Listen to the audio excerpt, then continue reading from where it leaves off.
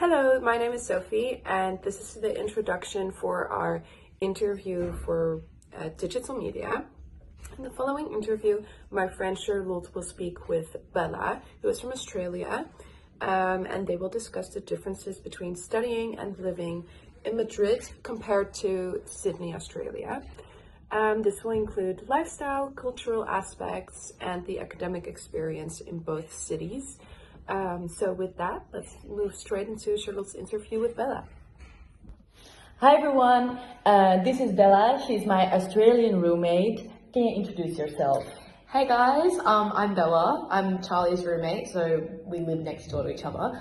I'm 22, I'm from Sydney, Australia, and I'm studying here on exchange for another couple weeks, and then I'm going to be travelling around Europe and then going home early February. And what are you studying here? I'm studying law here. My degree back at home is business and law, but I could only study my law side here at Camillas. Okay, so today I'm going to ask her a bunch of questions about the differences between Australia and Madrid because it's the other side of the world, and I just want to know what her experience was here in Madrid because I can imagine it's different for an Australian girl or a Belgian girl. Mm-hmm. So the first question, what's the first thing you noticed about Madrid's streets, buildings, or public transport that felt different from Australia? First thing I noticed when coming to Madrid, it was my first time being here and obviously living here, was that the streets all looked very similar. Like all the buildings are quite a similar style, all the really beautiful balconies. I really love that because our streets in Australia, in Sydney specifically, all look very different. We don't really have that quaint kind of like old building style. Is it more modern? Yeah, it's a lot more modern. It's a lot more built up. And obviously there's construction here, but there's a lot of construction everywhere. And at the moment as well, there's a lot of renovations from houses into apartments because there's an influx of people who want to live in Sydney. And public transport here is insane. It's so good, really good. Like back at home I'd say it's good, but for students here it's very accessible. Like for us, it's cheap. It's super cheap. Yeah, it's literally only €10 for the month to travel as many times as you want. True. And the metro goes to so many different places. It's really easy as a student, I think, living here. True. I agree. And I also want to know if you have tried any traditional Spanish foods that you have never had before, and which one did you like, or are there some of them you dislike? Okay. I actually have been to Spain before, not to Madrid, but I've been around traveling in 2023. And so I tried a lot of Spanish foods there for the first time. Yeah, okay. So kind of everything that I've had since being here, I've already had. So like patatas bravas, croquetas. Pimientos de padrón. Oh my God, I love the peppers. And then actually when we went to Casa de Tacos, we had this like burrata and prawn dish, which I don't think was traditionally Spanish, but it was really good. Yeah. And then obviously the tortilla. Tortilla is so good. Amazing. You like calamares? I actually haven't had it yet. No. The bocadillos de calamares I haven't had, but people have. I've heard mixed reviews. Not like I like them without the bocadillo and just with like some aioli. Oh, we had that. We went at Casa de Tacos. It was so good. That's amazing. So good. And I also want to know if the pace of life in Madrid compared to your hometown in Australia, is it different, or is it also in Australia like relax, mañana, more, chill? Definitely, I would say Australia is known to have quite a chill, laid back reputation. Yeah.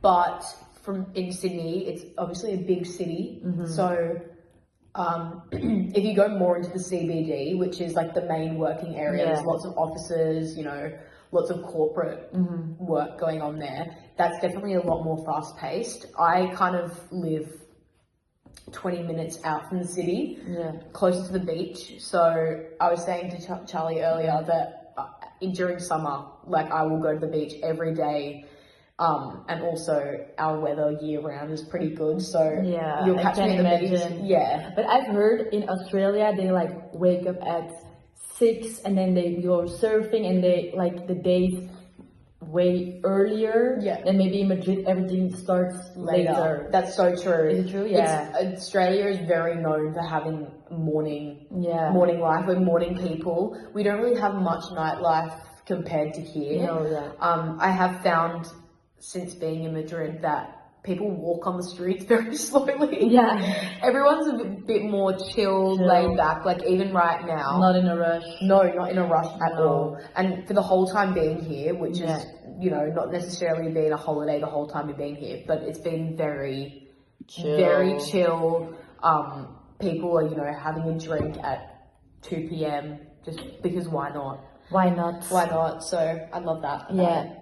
And have you already met some locals, like Spanish locals, and was it like a positive interaction or negative, or how was your interaction with Spanish locals? Yeah. I would say for the most part, it's been really positive. I can't speak much Spanish at all, so that definitely does affect my experience. Because back at home, you know, like you go into a coffee shop and you have just like A little chat. such a good chat with locals and stuff. Obviously, because English is my first language. That's the only language I know as well, but That's fine. That's fine. But yeah, here I've had positive interactions, and when they've said something to me in Spanish, because a lot of the time they will come up to me and speak to me in Spanish, I have to like try my best, and then I get to a point where I'm like, no hablo español. No hablo But español. normally they're very understanding and like very helpful whenever I needed them, and I understand as well that adapting to English is a lot harder for them. Like I'm the one who is, you know, Do can't you do think that. like people in Madrid speak good Spanish, or you think like there's a lot of places that people don't speak English? English. Yeah. I've found. I mean, I can only go off my previous experiences traveling around Spain, but I've found that Madrid, out of all the places, I'd say people don't speak as much English. Yeah. Like in Barcelona, I found that mostly everyone spoke English and really good English. Okay. Here, I've actually been surprised with that because considering it's such a big city and it's a capital city, I thought it would have been there would have been more English speakers, but then again, it's Spain, it's not. It's fine. We're not an English speaking country, yeah. Yeah. And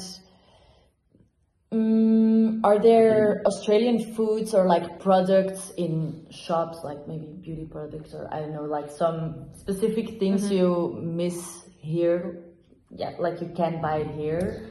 Yeah, so funnily enough, I actually really miss like the fresh produce at home. Like our fruits and vegetables are like very good, and I think it's because, you know, we have the climate for it and it's all pretty much locally sourced. Our meat is also really good. This is really specific. Yeah, no, it's good.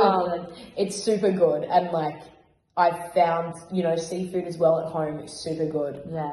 Here, I found that things might go off a bit quicker. I don't know if that's just like, that's just my experience with it. Maybe it's because we're like in the center of Spain, like the seafood is not like you have to super import fresh. it. Yeah, Exactly. Apart from that, I would say the only thing I've had to get used to is obviously adjusting to the Spanish labels and stuff. Which doesn't feel like the same as home, obviously, but everything's the same. Yeah. So not that much of a difference. No, not that much of a difference. I'd say everything you can still get here. Like, you know, I use my La Roche Posay. I can still get that. So I use international products as well. Yeah.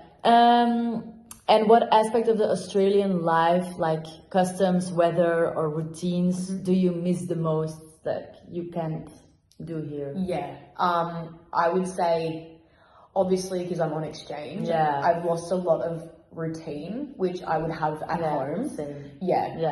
Which I think is just normal for us. I think so too. But I think everyone would say that. Yeah. But apart from that, one of my habits that I do miss is just going to the beach all the time. Like, that sounds like very nitpicky, but no, I can imagine. Yeah, it's a big part. Me being outside and like going to the beach is a huge part of like my lifestyle, and like going to the beach. If I'm not happy one day and going to the beach, You'll be happy again. It makes me feel so good. And like, even the other thing, the sense of community at home, obviously, like, I mean, you have a lot of friends here from home, but even just going to like a local coffee shop at home. Yeah, I can. And you know those people and you know the locals as well.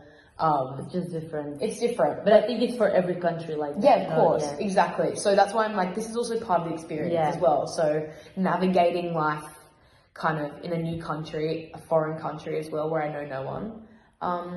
Anything else that I missed? Like, what's your favorite beach back in Australia? Like, if we go one day. Okay, so my personal favorite beach is Clovelly Beach. It's like a 10-minute drive from my place, but that's not everyone's favorite beach because I'm like, don't love when I get the sand stuck on me and it's got concrete there, so you can kind of lie on the concrete and then jump into the water. But an actual beach, I would say Watson's Bay is beautiful. It's very nice.